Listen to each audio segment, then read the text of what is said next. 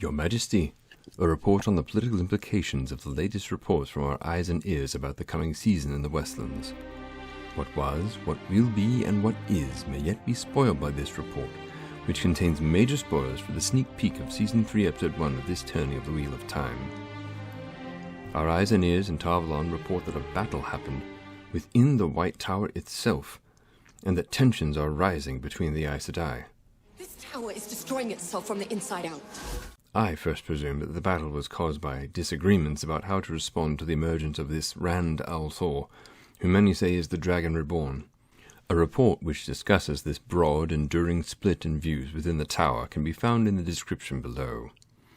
Several of our eyes and ears, though, emphatically insist that the battle was between dark friend Aes Sedai, and the Aes Sedai is still loyal to the light. Perhaps reports of divisions about how to react to the dragon was stoked by these members of the Black Ajah. This would explain reports that Aes Sedai, who later outed themselves as dark friends, were the most prominent voices questioning the sitting Amyrlin's authority. On its face, the Black Ajah is preposterous. The three oaths would prevent any Aes Sedai from becoming dark friends. Then again, this would explain the battle within the tower, as becoming a dark friend would require nullifying the oaths. The oaths would prevent the Aes Sedai from fighting each other simply because of policy disagreements, but no such prohibition exists for fighting dark friends. A part of me still hopes that some watered dark friends attacked the Aes Sedai in the hall, and they reacted with the one power, but I grow increasingly pessimistic on this front. The battle which occurred in the tower completely altered the composition of the hall, changing the dynamics of the body in unpredictable ways, at least until the sitters can be replaced. Currently, 12 of the 21 sitters support the Blue Ajahs philosophies generally espoused by the Amyrlin, and 9 of 21 support the Red Ajahs' opposing philosophies.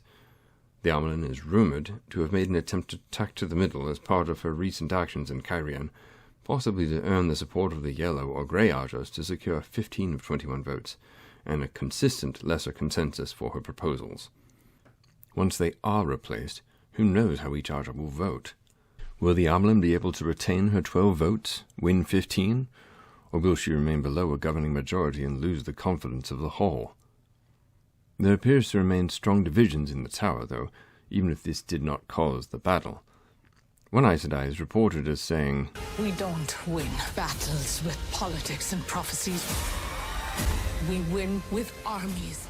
It is possible this particular Aes Sedai is trying to fill a recently created void with renewed commitment to her Ajah's namesake, the Battle Ajah.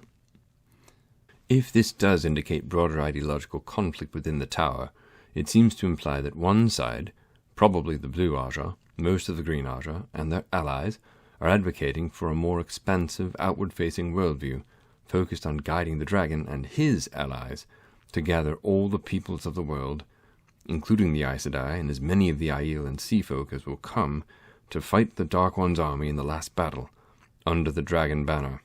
The other, probably the Red Ajah and their allies, view controlling the Dragon Reborn as the key to everything. Perhaps they think that they can lock al'Thor away in the White Tower for now and compel or manipulate the realms of the Westlands to fall in line behind the Aes Sedai. No matter about the Aiel or Sea Folk, they will view them as peoples of little consequence. The dragon can be trotted out on a leash to defeat the Dark One at the required moment with no preparation necessary. This view would espouse that the Dark One's armies will be irrelevant because the dragon will simply defeat the Dark One because he is prophesied to do so. It's all rather deterministic, circular, and wishful if you ask me, but I confess a bias in favor of the Blue Ajah's philosophy on this. If the White Tower does not bend the knee to Rand al'Thor, he will lose the last battle. We have a few other matters of interest that have come to light of late. There is still no definitive word on the safety of your daughter, Your Majesty. I know you have prepared a delegation to be ready to travel with you to Tar Valon on short notice to investigate, and I assure you that the clerks and I will keep a close eye on the realm in your absence.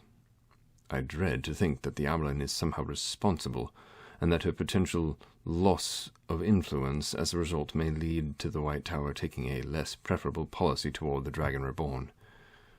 But of course your daughter's safety is of the utmost importance. Let us hope that she can be safe at the same time that the White Tower sets a wise course in its interactions with the dragon. Our eyes and ears report the presence of a large number of Trollocs in the two rivers.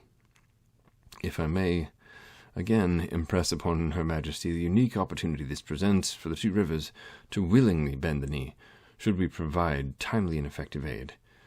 Even though a Queen's Guard detachment might arrive too late to fight the Trollocs, perhaps a detachment with craftsfolk would greatly facilitate the rebuilding effort, assuming they arrive after a victory against the Trollocs.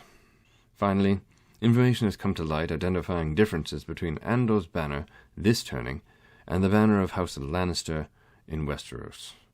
Specifically, the Lannister banner has a male lion with a mane that is facing left, or to use ancient First Age terminology, Jules, a lion rampant or facing dexter, whereas of course your Majesty's banner is a lioness, facing right, also known in the First Age as Jules, a lioness rampant argent facing sinister.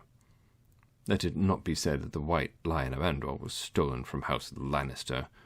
A coat of gold or a coat of white indeed. The lioness also has claws. Your Majesty, this concludes our report. Forward the white lion of Andor.